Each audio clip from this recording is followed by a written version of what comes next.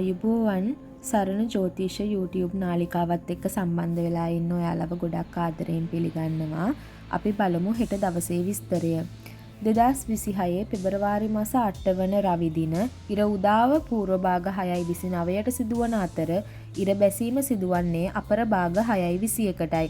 එදිනට රාහු කාලය අපර භාග 4:52 සිට අපර භාග 6:21 දක්වා පවතී. මරු සිටින දිශාව උතුරු දිශාව වන අතර සියලුම කටයුතු සඳහා සුබ දිශාව දකුණු දිශාවයි. එදිනට සුබ වර්ණය රන්වන් වර්ණය වන අතර සුබ මුහුර්ත ලෙස පූර්ව භාග 6:42 හෝ පූර්ව භාග 10:06 ගත හැකිය.